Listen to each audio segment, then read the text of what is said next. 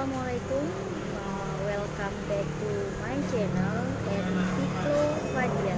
Dengarkan yang aku baca. Oke, hari ini buku yang bakal aku review ini adalah sebuah novel terbitan tahun 2010, tapi aku belinya itu tahun 2011, berarti udah 8 tahun ya, bukunya sendiri udah hampir 9 tahun. Namun selama hampir satu dekade ini aku belum ketemu sama novel yang sebagus ini. Apa dia? Sebelah sini aja kali ya. Putroneng. Putroneng ini sendiri adalah sebuah legenda, sebuah cerita yang dipercaya masyarakat ada dan diceritakan turun-temurun. Legenda yang beredar itu adalah si Putroneng ini memiliki 99 suami, lebih tepatnya menikahi 99 lelaki yang kesemuanya meninggal di malam pertama.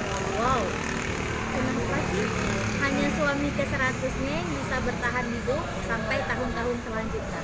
Ada apa dengan Putroneng? Semuanya ada di dalam buku.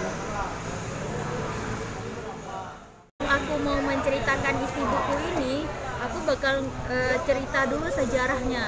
Dan ini sejarah loh, berdasarkan hasil dari buku-buku sejarah Aceh. Kenapa legenda Putroneng ini dipercaya masyarakat ada? Karena memang kuburannya itu ada di Blangpulo, Luk Semawe, Aceh.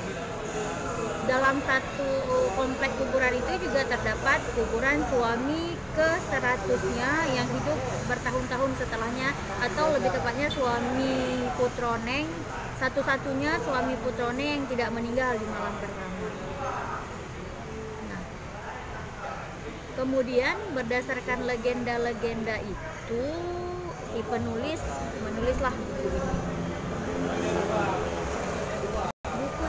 Bisa dikatakan, novel ini bisa dikatakan novel sejarah, tapi tidak sepenuhnya cerita Putroneng sendiri itu juga ditambah dengan sedikit imajinasi penulis, karena menurut pengakuan penulis dalam bukunya ini bahwa dia kesulitan menemukan referensi otentik yang memang menceritakan kisah 100 suami Putroneng tersebut, karena hasil penelusurannya menemukan fakta bahwa cerita legenda yang berkembang di masyarakat itu hanya sebuah mitos. Yang benar menurut para budayawan Aceh bahwa Putroneng ini mampu atau telah mengalahkan 100 lelaki di medan pertempuran. Oke, sebenarnya siapa sih Putroneng ini? Ini beneran kisah sejarahnya. Putroneng ini adalah seorang gadis asal Cina yang masuk ke Aceh tahun 1024 bersama rombongan tentara Cina saat itu, atau lebih tepatnya laskar-laskar perempuan Cina yang dipimpin oleh Laksamana Liangqi. Liangqi ini adalah ibunya si Putroneng. Nah, bersama laskar perempuan ini mereka menyerang kerajaan Indrajaya. Kerajaan Indrajaya sendiri adalah salah satu kerajaan-kerajaan kecil di Aceh saat itu. Masuk ke Aceh, mengalahkan Indrajaya, mengambil alih tampuk pimpinan Indrajaya, sehingga kemudian kerajaan Indrajaya ini dirubah namanya menjadi Kerajaan Sedu. Dengan ibu kotanya itu Luk Sedu. Sampai hari ini Luk Sedu sendiri jadi salah satu destinasi wisata lokal di Aceh. Nama aslinya Nian Nio Liangqi. Chinese banget namanya. Ya iyalah, kan orang Chinese. Oke, Nian Nio Liangqi ini lebih kemudian dikenal sebagai Putroneng setelah menjadi permaisurinya Sultan Johansyah. Sultan Johansyah ini Sultan Kerajaan Darut Donya Aceh yang pertama yang berhasil menyatukan seluruh kerajaan-kerajaan kecil di Aceh. Jadi itu sejarahnya. Dan ini kita belum bicara legenda yang beredar di masyarakat tadi, kita masih bicara sejarah yang ada di buku-buku sejarah. Kita udah selesai dengan sedikit sejarah. Sekarang kita lanjut ngebahas isi dari novel ini. Penulisnya sendiri mengambil cerita pembuka dari novel ini adalah kejadian meninggalnya Sultan Johansyah di malam pertamanya bersama putrone. Agak sedikit vulgar memang jika itu dibaca oleh anak-anak di bawah usia 18 tahun. Cuman ya nggak sevulgar itu juga, tapi memang sebaiknya tidak dibaca oleh anak-anak di bawah usia tersebut. Selanjutnya dia langsung mengambil alur mundur, flashback gitu ke belakang di masa-masa di mana kerajaan-kerajaan kecil di Aceh masih berdiri. Ada Indrajaya, ada Indrapatra, ada Indrapuri, ada Banguri, ada Linga, ada Perla, dan lain-lain sebagainya. Nah, itu diceritakan di dalam buku ini sampai kemudian Johansyah mampu mempersatukan seluruh kerajaan-kerajaan kecil itu di bawah naungan Darut Donya. Ya, kerajaan Darut Donyanya yang menjadi cikal bakal kerajaan Aceh Darussalam. Kemudian selain itu juga di novel ini diungkapkan fakta sejarah bagaimana hubungan di antara satu kerajaan kecil tadi itu dengan kerajaan kecil yang lainnya. Sehingga seharusnya menurut aku fakta itu harus diketahui oleh generasi-generasi Aceh hari ini supaya tidak terjadi perdebatan, pertikaian antar saudara misalnya. Merasa paling berhak atas Aceh. Kan itu yang terjadi sekarang. Selanjutnya, novel ini juga selain berisi sejarah-sejarah tadi, juga sedikit berisi ajaran-ajaran Islam, bagaimana Islam masuk ke Aceh, bagaimana Islam berkembang di Aceh tanpa pertumpahan darah, bagaimana kondisi sosiologis masyarakat saat itu, dan masih banyak lagi yang bisa kita temukan dalam novel ini. Makanya kenapa di awal saja aku susah memasukkan novel ini ke genre mana. Dikatakan novel sejarah tetapi berisi sedikit imajinasi penulis atau lebih ke fantasi-fantasi. Mau dikatakan novel fantasi tapi isinya sejarah yang memang dapat diterima memang sejarah. Terganggu ya dengan suara-suara di belakang, maklum. Lagi nggak di ruangan tertutup. Oke, kita lanjut.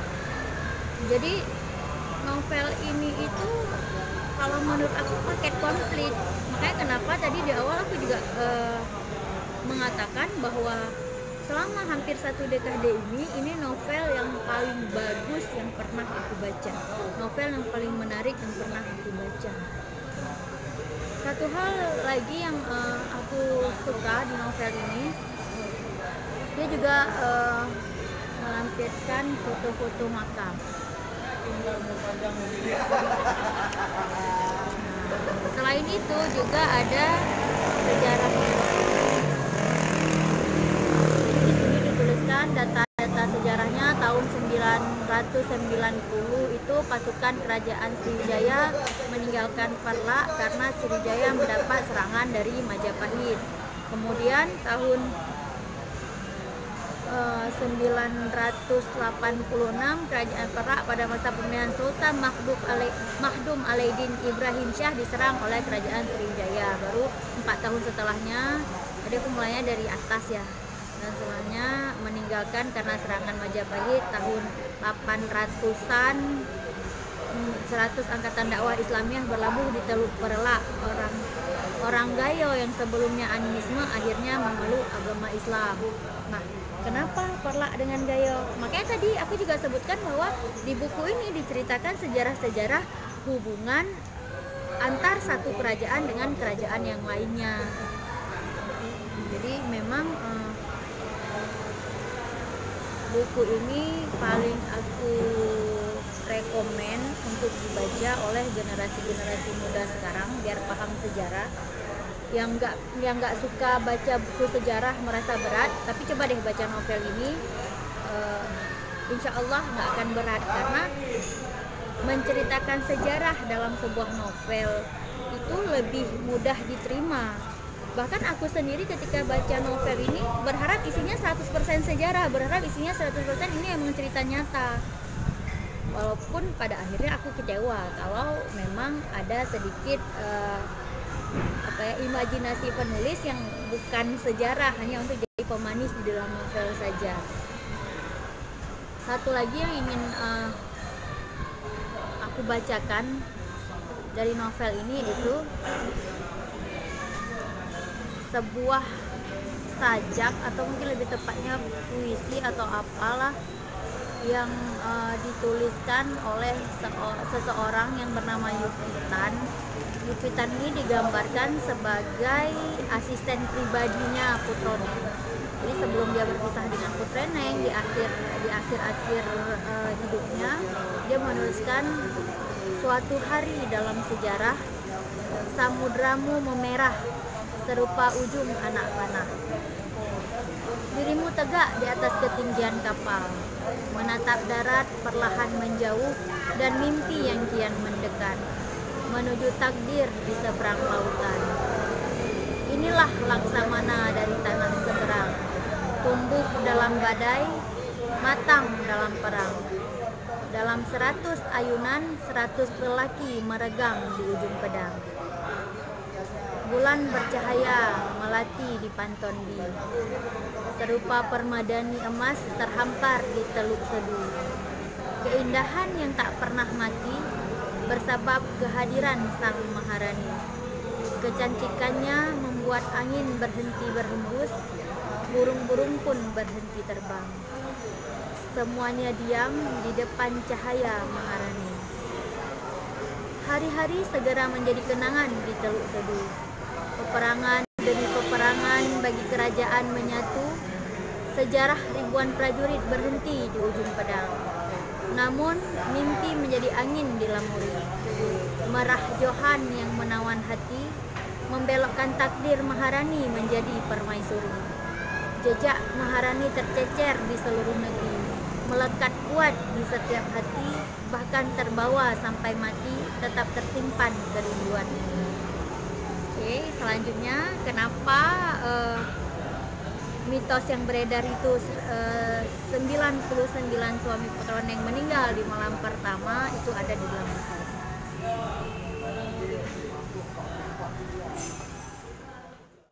Nah, karena udah selesai, kita udah ngebahas sejarah, kita udah ngebahas legenda, kita juga udah ngebahas isi dari novel ini.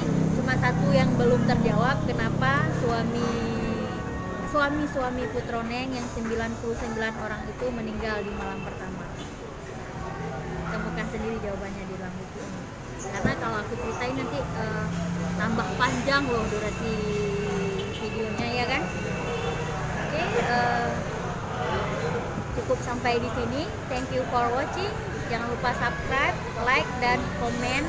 Kalau komentar aku kasih tahu loh di kolom komentar kenapa suaminya 99 suami Putroneng itu meninggal di malam pertama. Oke, see you next. Assalamualaikum.